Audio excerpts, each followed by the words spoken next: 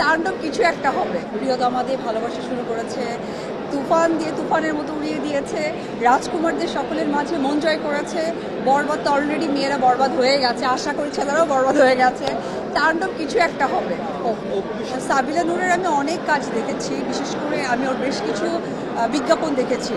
ও অনেক ট্যালেন্ট একটা মেয়ে, আমার মনে হয় সেই ট্যালেন্টটা আরও যুক্ত হয়েছে বাংলাদেশের সুপারস্টার না, আমি বলবো যে মেগাস্টার শাকিব খান। সো আমার মনে হয় যে সাবিলার জন্য এটা একটা অনেক বড় একটা ডেবিউ হতে যাচ্ছে চলচ্চিত্রের মধ্য দিয়ে। হোপফুলি ও অনেক ভালো করবে, আর আমার অনেক দোয়া। আপনার দৃষ্টিতে তাকে কেমন লাগছে? এক্সক্লুসিভ যদি একটু ধরতে ইচ্ছা আছে আপনার দৃষ্টিতে সে কেমন?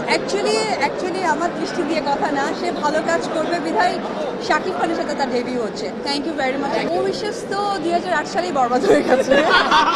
অ্যাকচুয়ালি আমরা দোয়া করি চলচ্চিত্রের জন্য যে এইভাবে যে সুন্দর সুন্দর কাজগুলো আসছে, সো এটা যেন চলমান থাকে, কিন্তু একটা প্রিপারেশন দরকার প্রপার।